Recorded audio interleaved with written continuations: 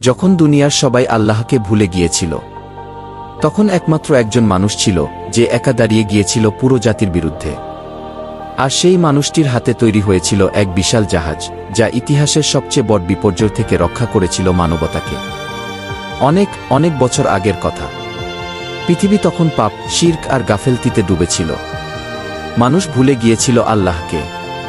তারা মূর্তির সামনে মাথা নত করত, অথচ আকাশে তাকিয়ে সৃষ্টিকর্তার নিদর্শন দেখত না। ঠিক তখনই আল্লাহ বেছে নিলেন একজন মানুষকে, নূহ আলাইহিস সালাম, যিনি হবেন সত্যের আলো নিয়ে আসা এক নবী। নূহ আলাইহিস সালাম অত্যন্ত নম্র, বিনয়ী ও আল্লাহভীরু মানুষ ছিলেন। তিনি তার জাতিকে বলতেন, হে আমার জাতি, একমাত্র আল্লাহর ইবাদত করো। তিনি ছাড়া আর কোনো উপাস্য নেই। আমি তোমাদের জন্য এক ভয়াবহ শাস্তির আশঙ্কা করছি। তার কথা কেউ শুনত না, বরং তারা বলত, তুমি আমাদের মতোই একজন মানুষ, তোমার কোনো বিশেষত্ব নেই, আমরা কেন তোমার কথা শুনব? তারা তাকে মিথ্যাবাদী বলত, পাগল বলত, তাচ্ছিল্য করত। কিন্তু নূহ আলাইহিস সালাম হাল ছাড়েননি। তিনি রাত দিন প্রকাশ্যে গোপনে ধৈর্য নিয়ে ডেকেই গেছেন আল্লাহর পথে। এই দাওয়াত তিনি চালিয়েছেন ১-২ বছর নয়, ৯৫০ বছর। যখন নূহ আলাইহিস সালাম বুঝলেন তার জাতির অন্তরে কোনো পরিবর্তন আসবে না, তখন তিনি দোয়া করলেন, হে আমার প্রতিপালক, এরা আর শোনে না, বরং গাফেলতিতে আরও ডুবে যাচ্ছে। আপনি বিচার করুন। আল্লাহ তখন বললেন, তুমি আমার নির্দেশনায় একটি জাহাজ তৈরি করো, আর এখন থেকে এদের মধ্যে কেউ আর ইয়ামান আনবে না। নূহ আলাইহিস সালাম মরুভূমির মধ্যে বিশাল এক নৌকা বানাতে শুরু করলেন। মানুষজন ব্যঙ্গ করত, হাসত, বলত, এই পাগল মরুভূমিতে নৌকা বানাচ্ছে, এ তো মজা দেখার জিনিস। নূহ আলাইহিস সালাম শান্ত ছিলেন। তিনি জানতেন যে জাহাজ তিনি বানাচ্ছেন তা কোনো নদী বা সমুদ্রের জন্য নয়, বরং আসছে এক আল্লাহর নির্ধারিত প্রলয়ের জন্য।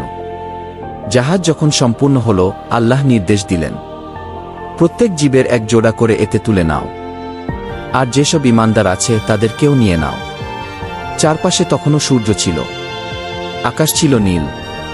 কেউ ভাবতেও পারেনি এই শান্ত আকাশ হঠাৎই কালো মেঘে ঢেকে যাবে।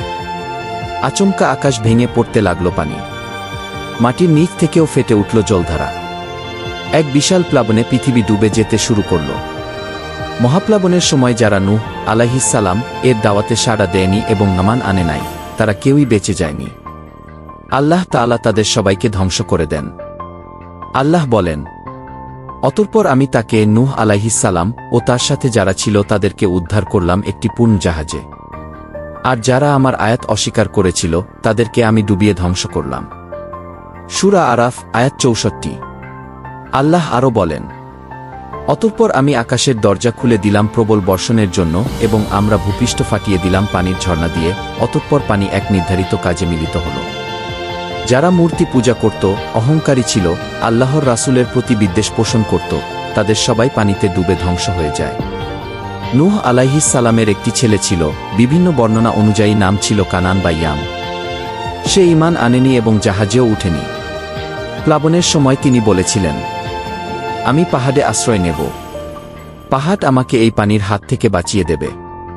নূহ আলাইহিস সালাম কাঁদতে কাঁদতে বলেছিলেন, আজকের দিনে কারো জন্য কোনো আশ্রয় নেই যদি না আল্লাহ নিজেই দয়া করেন।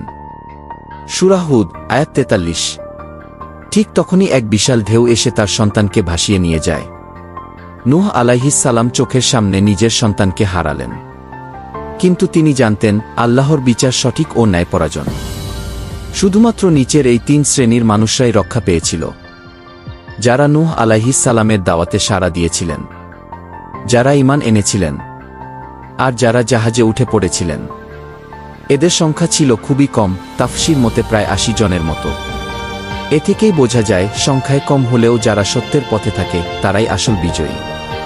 ৪০ দিন পর যখন পানি নামতে শুরু করল, তখন সেই জাহাজ থামল জুদি পাহাড়ে। এই জাহাজের যাত্রীরাই ছিল নতুন মানবজাতির বীজ, আল্লাহর পথে ফিরে আসা এক নতুন শুরু।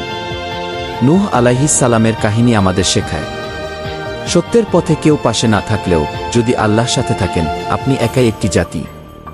ধৈর্য ও তাওয়াক্কুল দিয়ে যে কোনো উপহাসকে জয় করা যায়। সন্তানের প্রতি ভালোবাসা থাকলেও হেদায়েত আল্লাহর হাতে। আর যারা জাহাজে ওঠে না, তারা পানিতেই ডুবে যায়। বন্ধুরা, আজকের দুনিয়াতেও চলছে এক ভিন্নরূপের প্রলয়, শিরক, গুনাহ, দুনিয়া প্রীতি। এই পরিস্থিতিতে আমাদেরও একটি নুহের জাহাজে ওঠা দরকার, যা হলো ঈমান, তাওবা, আল্লাহর প্রতি নির্ভরতা। আজই সিদ্ধান্ত নিন, আপনি কোথায় থাকতে চান? জাহাজে না ঢেউজে? জবাব একটাই, আল্লাহর দিকে ফিরে আসুন এখনই।